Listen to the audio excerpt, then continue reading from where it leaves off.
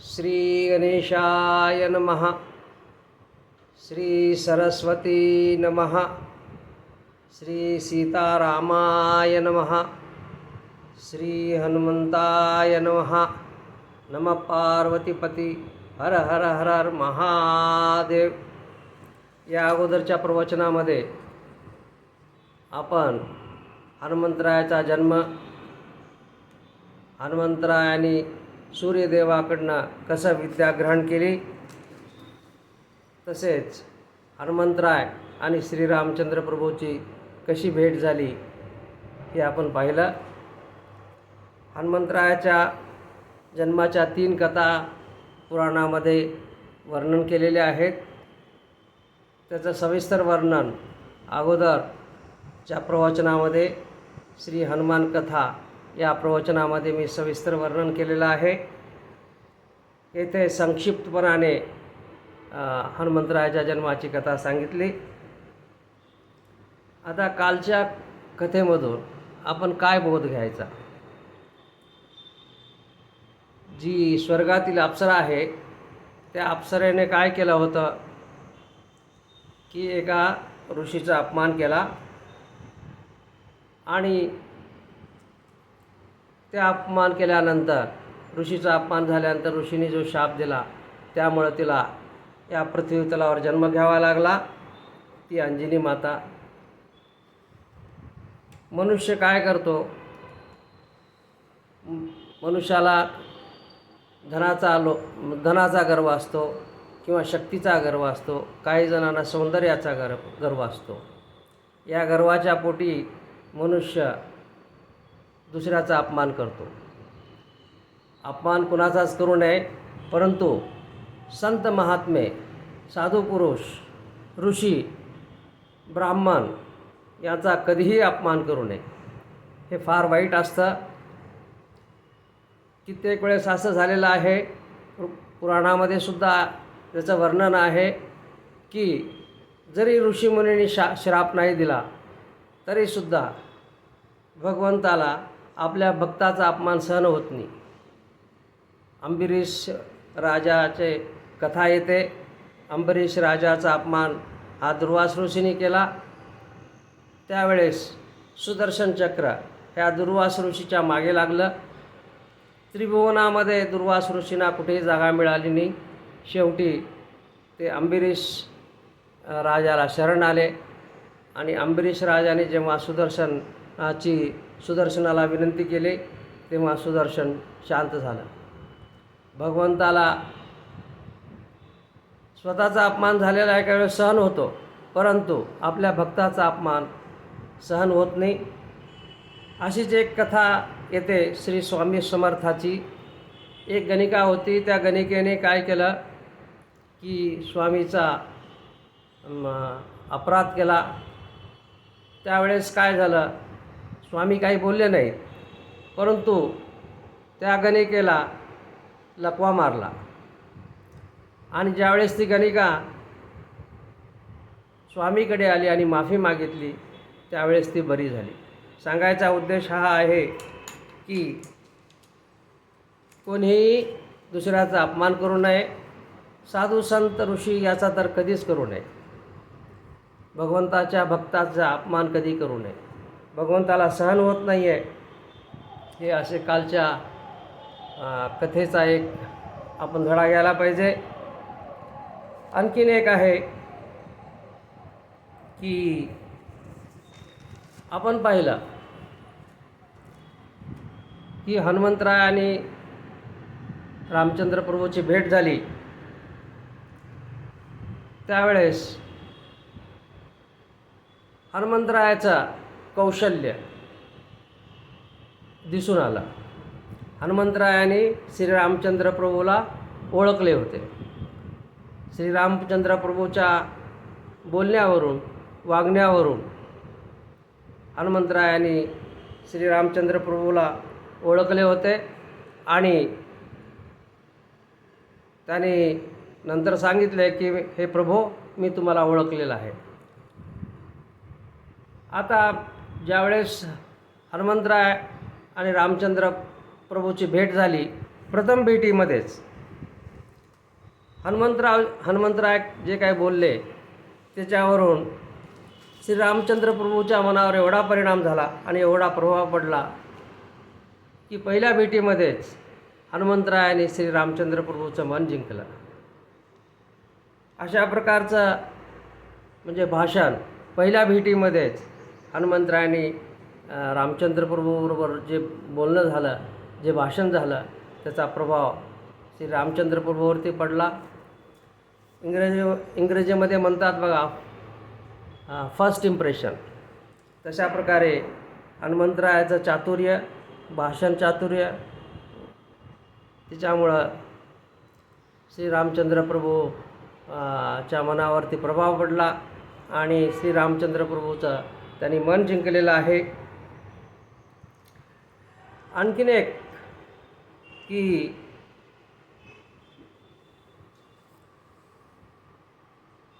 हनुमंतराय नेहमी विचार करतात आणि विचार करून वागतात. कोणतंही कार्य जे करतात, आता पुढे आपण पाहू कथेमध्ये की हनुमंतराय कशा प्रकारे विचार करतात आणि कसे कार्य करतात. त्यांच्याकडे शक्ती आहे आणि शक्तीबरोबर धैर्य पण आहे आणि विचार करण्याची बुद्धी पण आहे. हे आपण पुढच्या सत्रामध्ये जेव्हा प्रसंग येईल त्यावेळेस पाहू.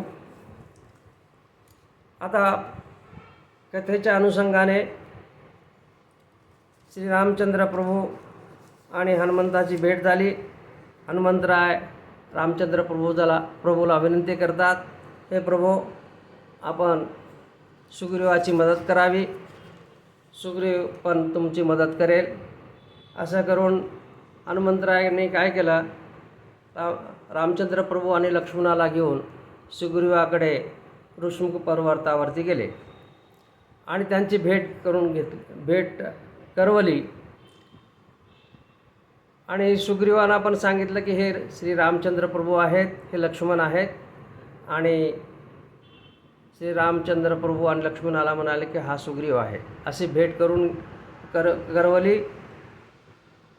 नंतर त्यांनी विनंती केली दोघांनाही की आपण मैत्री करावी आणि एकूण एकाचे कार्य साध्य करावे. मग त्यावेळेस काय झालं की ते दोघांनी, सुग्रीवानी आणि रामचंद्र प्रभूंनी मैत्रीसाठी हात पुढे केले. त्यावेळेस हनुमंतराय काय म्हणाले, थांबा म्हणे, असं नका करू. हातात हात घालून जी मैत्री होते ती मैत्री काही टिकत नाही आहे. तो एक प्रकारचा करार असतो आणि करारामध्ये काय असतं की एकाने करार मोडला तर दुसरा हा तो करार मोडू शकतो. करारामध्ये काही अटी असतात आणि समजा एकाला अटी मान्य नसल्या तर तो करार मोडू शकतो आणि दुसरा पण करार मोडू शकतो. मग काय करायचं, हनुमंतराय काय झाले, पुरोहित झाले आणि त्यांनी अग्नी पेटवला आणि म्हणाले की अग्नीच्या साक्षीने तुम्ही मैत्री करा, अग्नीला साक्ष ठेवा आणि मैत्री करा. त्यावेळेस हनुमंतरायाने पुरोहिताचं काम निभावलं होतं, ते पुरोहित झाले होते. आणि अशा प्रकारे अग्नीच्या साक्षीने हनुमंतरायाने श्री रामचंद्र प्रभू आणि सुग्रीवाची मैत्री घडवून आणलेली आहे. हनुमंतरायाला माहीत होतं की आपले जे सुग्रीव आहेत ते नाणं काही खरं नाही आहे, खोटं आहे, कधीही बदलू शकतो. म्हणून अग्नीच्या साक्षीने मैत्री करावी. म्हणजे जरी सुग्रीवानी ती मैत्री मोडली ती रामचंद्र प्रभू ती मोडणार नाही. म्हणून अग्नीच्या साक्षीने त्यांनी मैत्री घडवून आणलेली आहे. ही हनुमंतरायाची दूरदृष्टी कळून येते. नंतर त्यांनी असं ठरलं की श्रीरामचंद्र प्रभूंनी वालीच्या जाचातून सुग्रीवाला सोडवावं आणि सुग्रीव आणि त्यांचे वानर सेना जी आहे ही सीतामातेचा शोध घेते. नंतर श्रीरामचंद्र प्रभूंनी वालीचा वध केला. हे मी थोडक्यात सांगतो. आपण हनुमंत कथा पाहत आहोत, रामकथा पाहत नाही. वालीचा वध केला. वालीचा वध केल्यानंतर एक प्रचलित अशी कथा आहे. असं समजलं जातं, सांगतात की श्रीरामचंद्र प्रभूंनी वालीला धोक्याने मारलं, झाडाच्या आडून मारलं. आणि रामचंद्र प्रभूंनी वालीबरोबर लढायला पाहिजे होतं आणि मग लढाईमध्ये रामचंद्र प्रभूंनी वालीला मारायला पाहिजे होतं. असं न करता खोटेपणानं श्रीरामचंद्र प्रभूंनी वालीला मारलेलं आहे, असं प्रचलित कथा आहे. पण हे काही बरोबर नाही आहे. जर वाल्मिकी रामायणाचा जर सूक्ष्म अभ्यास केला, अध्ययन केला, तर त्याच्यात जाणवेल की रामचंद्र प्रभूंनी वालीबरोबर युद्ध केलेलं नाही, परंतु रामचंद्र प्रभू हे अयोध्येचा राजा जो भरत आहे त्याचे प्रतिनिधी म्हणून वालीला दंड दिलेला आहे. जसं कोर्ट जे आहे एका अपराधाला फाशी देतं, तशा प्रकारे राजाचा प्रतिनिधी म्हणून श्रीरामचंद्र प्रभूंनी वालीला शिक्षा केलेली आहे. याचं सविस्तर वर्णन मी हनुमान कथेमध्ये सांगितलेलं आहे. इथं एवढं सांगतो की श्रीरामचंद्र प्रभूंनी वालीबरोबर युद्ध केलं नाही, परंतु राजाचा प्रतिनिधी म्हणून वालीला तिच्या कर्माचा, तिच्या पापाचा दंड दिलेला आहे. तरी असं समजू नये की श्रीरामचंद्र प्रभूंनी खोटेपणाने वालीला मारलेले आहेत. नंतर मग सुग्रीव राजा झाला. नंतर ठरलं, त्यावेळेस पावसाळ्याचे दिवस होते. म्हटलं आता हे 4 महिने आपण आता सीतामातेचा शोध घेऊ नये, चातुर्मास संपल्यानंतर घ्यावा. मग पावसाळा संपला. नंतर सुग्रीवानी काय केलेलं आहे की आपलं पृथ्वीवरती जितके पण वानरसेना होती त्या सर्वांना बोलावून घेतलेलं आहे सीतामातेचा शोध घेण्यासाठी. त्या सर्व वानरसेनेची 4 गटामध्ये विभागणी केलेली आहे.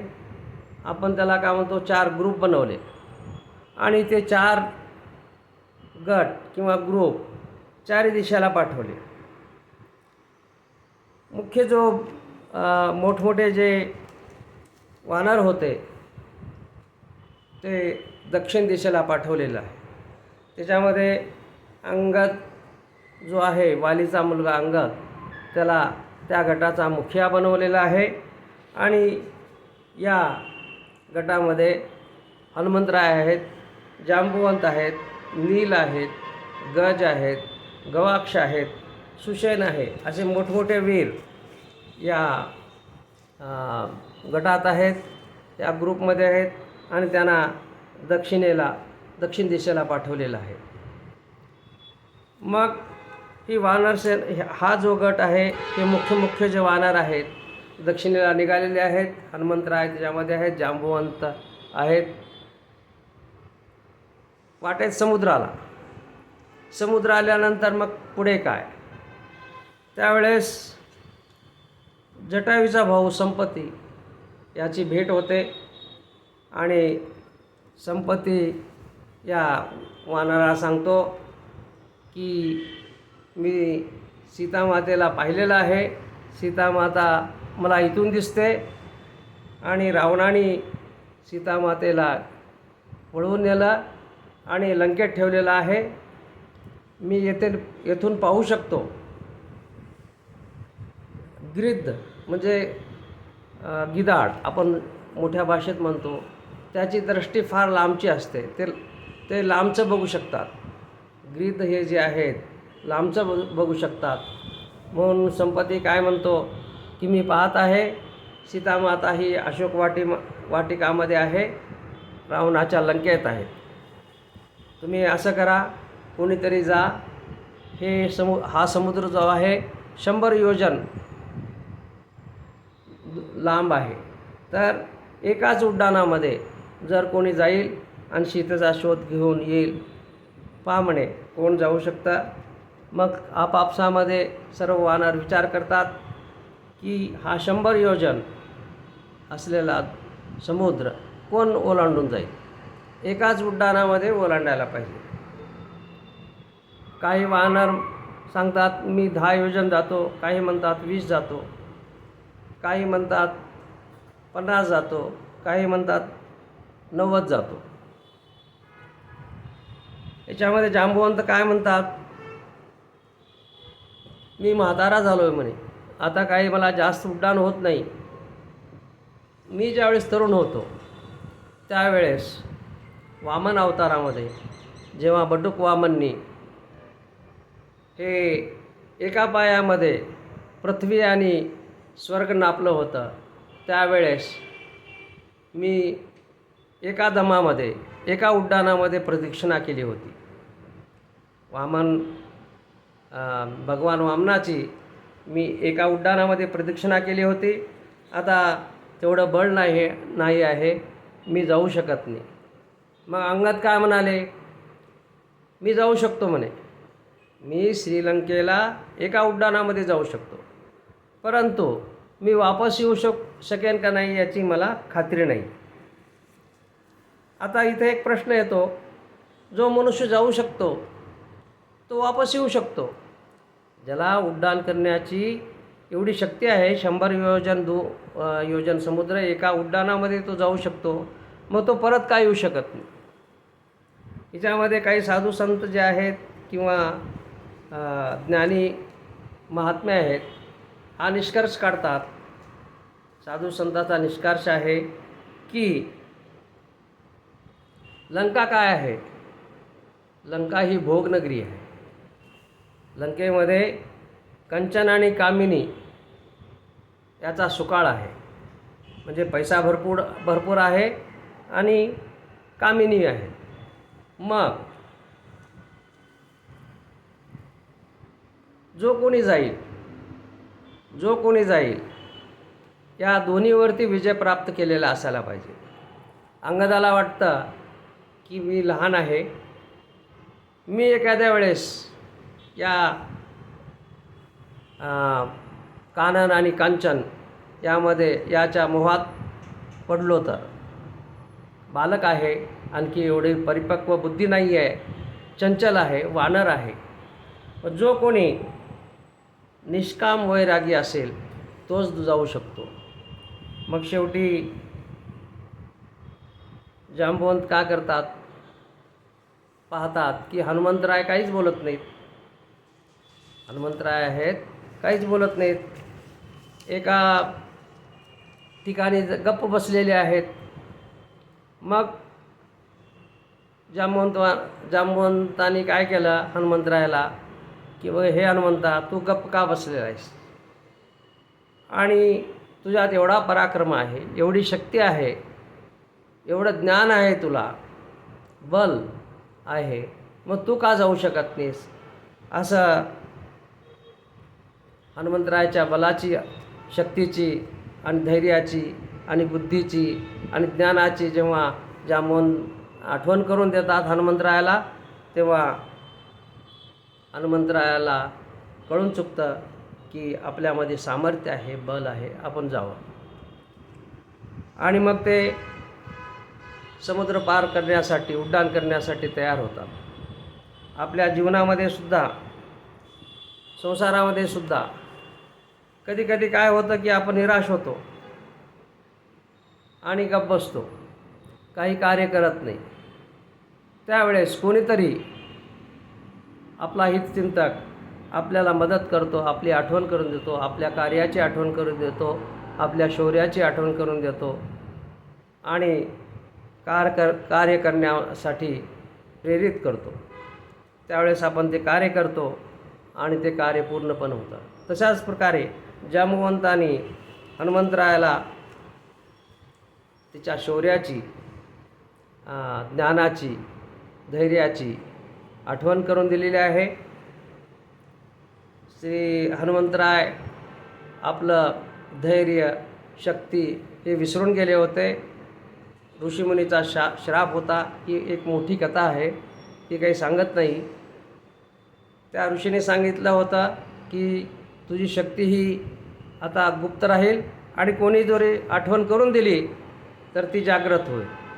ती वेळ आली होती आणि जांबवंतांनी हनुमंतरायाला त्यांच्या शक्तीचं भान करून दिलं होतं. हनुमंतराय उड्डाण करण्यासाठी तयार झालेले आहेत आणि एका उंच पर्वतावरती जाऊन त्याने उड्डाण केलेलं आहे. आता हे उड्डाण एकाच उड्डाणामध्ये लंकेला जायला पाहिजे. या उड्डाणामध्ये हनुमंतरायाला बऱ्याच अडचणी येतात. पहिली अडचण काय होते? मैनाक पर्वत येतो. तो समुद्रात सागरामधला मैनाक पर्वत वर येतो. तिची कथा अशी आहे की सागर हे रामचंद्र प्रभू जे आहेत त्यांचे पूर्वज आहेत, फार पूर्वज आहेत. तर सगर राजांनी सागराची निर्मिती केली होती. म्हणून सागर हे रामचंद्र प्रभू राघव घराण्याचे पूर्वज आहेत. मग सागराला वाटलं की आपल्या कुळातील श्री रामचंद्र प्रभू तिच्या कार्यासाठी हे हनुमंत जात आहेत. मग या हनुमंताला आपण थोडी मदत करावी. म्हणून त्याने मैनाक पर्वताला, सागराच्या पोटामध्ये असलेल्या मैनाक पर्वताला सांगितलं, हे मैनाक तू बाहेर ये आणि हनुमंतरायाला विनंती कर की थोडी विश्रांती घे म्हणून मैनाक पर्वत सागरातून बाहेर आला आणि हनुमंतरायाला म्हणाला की हे हनुमंतराय, तुम्ही मोठं कार्य करण्यासाठी जात आहात, तर थोडं माझ्या पर्वतावरती तुम्ही विश्रांती घ्या. हनुमंतराय काय म्हणतात पहा. हनुमंतराय काय म्हणतात मैनाक पर्वताला, हे बघ म्हणे, मी रामचंद्र प्रभूच्या कामासाठी जात आहे. सीतेचा शोध घेत आहे, माता सीतेचा शोध घेत आहे. तुलसीदास महाराज रामचरितमानसमध्ये म्हणतात, हनुमंताच्या तोंडून हे वाक्य आहे, राम काज किने बिनू मोही कहाँ विश्राम. म्हणजे श्री रामचंद्र प्रभूच्या काम केल्याशिवाय मला कुठली विश्रांती, असं म्हणून हनुमंतराय काय थांबत नाहीत. फक्त पर्वताला नमस्कार करतात, स्पर्श करतात, असं नमस्कार करतात आणि पुढे जातात. इथे काय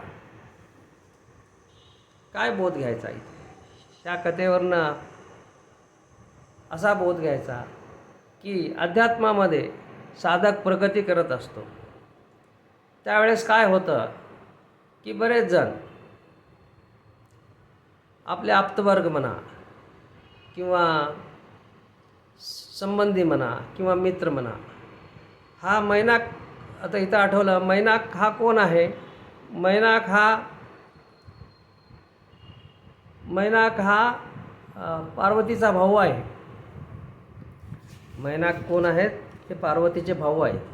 हिमालय आणि मैनाचे पुत्र आहेत.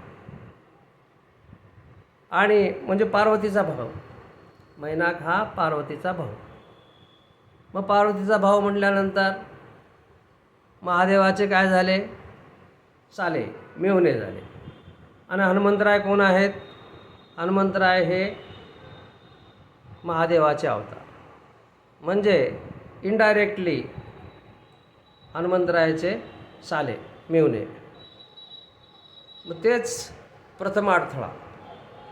कितीही झालं, त्यांच्या मनामध्ये काही खोट नव्हता, तरी परंतु हनुमंतरायाला थोडी विश्रांती मिळावी म्हणून ते वरती आले होते. त्यांचं ध्येय किंवा त्यांचा स्वभाव तसा नव्हता की हनुमंतरायाच्या कामामध्ये अडथळा आणावा, परंतु कधीकधी चांगल्या गोष्टी पण अडथळा बनतात. त्याप्रमाणे आपले साधकाच्या अध्यात्माच्या प्रगतीमध्ये आपल्या आजूबाजूचे कुटुंबातील म्हणा किंवा मित्रमंडळी बाधा बनतात, डायरेक्टली इनडायरेक्टली बाधा बनतात. त्यांच्या मनात नसतं की अडथळा आणावा, परंतु सहज होऊन जातं. तर अशा वेळेस काय करायचं साधकांनी? अशा वेळेस काय करायचं? नमस्कार करायचा आणि आपलं कार्य पुढे चालू ठेवायचं. जसं हनुमंतरायांनी काय केलं की मैनाक पर्वताला नमस्कार केला आणि ते पुढे निघाले. मग पुढे आल्यानंतर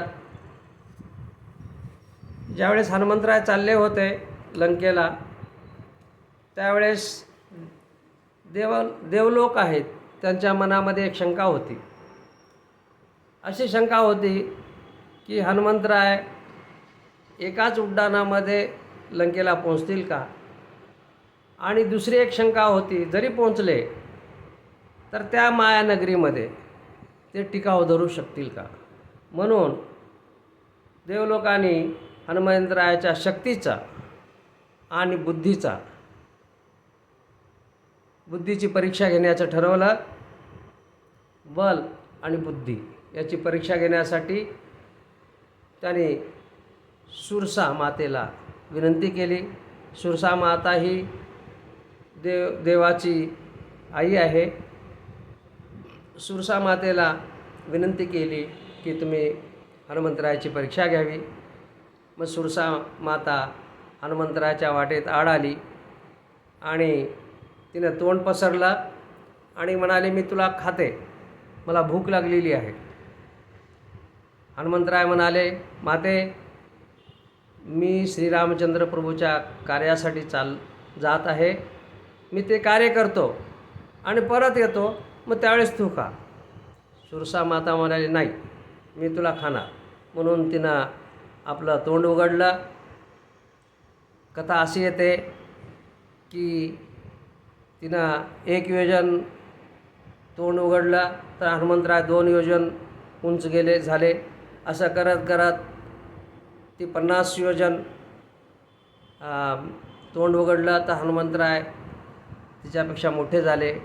शेवटी सुरसा मातेने 100 योजन तोंड उघडलं. मग त्यावेळेस याला काही हनुमंतरायाने विचार केला, याला काही अंत नाही म्हणे, मी जेवढा मोठा होतो तिच्यापेक्षा मग आता तोंड उघडते. मग त्याने काय केलं, एक विचार केला आणि एकदम सूक्ष्म रूप घेतले, छोटं बनले. छोटं बनवून त्या 100 योजन तोंडामध्ये आत गेले सुरसा मातेच्या आणि बाहेर आले. बाहेर आल्यानंतर सांगितलं, हे बघ माते, मी तुझ्या पोटात जाऊन वापस आलो, तुझं कार्य केलं, तू मला खाणार होतीस ना, मग तुझ्या पोटात गेलो आणि मी वापस आलो. मग सुरसा मातेला पण फार आनंद झाला. मग सुरसा मातेला कळून चुकलं की हा फक्त बलवानच नाही, हा हुशार पण आहे. तिच्या बुद्धीची पण परीक्षा झाली, शक्तीची पण परीक्षा झाली आणि सुरसा मातेने आशीर्वाद दिला, जा म्हणे, तुझं कार्य पूर्ण होऊ. मग हनुमंतराय पुढे निघाले. पुढे निघाल्यानंतर मग समुद्रामध्ये एक सिंहिका राहत होती. ती सिंहिका काय करायची की समुद्रावरून कोणी जरी उडत जात असेल आणि तिची जी छाया आहे समुद्रावर पडत असेल, त्या छायेला पकडायचं आणि त्या पक्ष्यांना म्हणा किंवा आणखीन कशाला जे उडत जाणाऱ्या प्राण्यांना ती पकडायची आणि खायची. फक्त सावली पडली, सावलीला पकडून ती खात होती. ज्यावेळेस हनुमंतराय समुद्रावरून जात होते, हनुमंतरायाची सावली पकडली सिंहिकेनं आणि खाण्याचा प्रयत्न केला. हनुमंतरायाचा वेग कमी झाला. मग हनुमंतरायाने खाली पाहिलं की एक राक्षसी माझ्या सावलीला पकडून मला ओढत आहे. मग हनुमंतरायाने एक मोठा ठोसा सिंहिकेला मारला आणि सिंहिका गतप्राण झाली. आता ही सिंहिका काय आहे? सिंहिका म्हणजे ही ईर्ष्या. मनुष्य जीवनामध्ये कोणी तरक्की करतो, मोठा होतो, त्यावेळेस काय होतं की काही जणांना हे मोठेपण आवडत नाही. ते ईर्ष्या करतात आणि ते काय करतात, पाय ओढण्याचा प्रयत्न करतात. आपल्या मोठ्या भाषेत म्हणतो बघा, सावलीला धरून पकडून ओढणे म्हणजे पाय ओढणे. वरती समुद्रावरनं जाणारा म्हणजे उंच उंच कार्यामध्ये उंची गाठणारा, प्रगती करणारा, अशा मनुष्याला दुसरे लोक ईर्ष्या करतात आणि त्यांचं पाय ओढतात आणि त्याच्या प्रगतीमध्ये बाधा आणतात. ही ईर्ष्या आहे. ही ईर्ष्या फार वाईट आहे. ह्या ईर्ष्येला वाढू देऊ नये म्हणून हनुमंतरायाने काय केलं की तिला मारून टाकलं. सिंहिकेला मारून टाकलेलं आहे आणि शेवटी हनुमंतराय हे लंकेत पोहोचलेले आहेत. आता लंकेमध्ये पुढे हनुमंतराय काय करतात, सीतामातेचा कशा प्रकारे शोध घेतात, त्यांना कशा प्रकारे काय काय अडथळे येतात, ते कसे त्या अडथळ्यावरती मात करतात आणि सीतामातेचा कसा शोध घेतात, हे आपण पुढच्या सत्रात बघू. हे सत्र इथंच थांबवतो. ओम नमः शिवाय. नमः पार्वतीपती. हर हर हर हर महादेव. ओम शांती शांती शांती.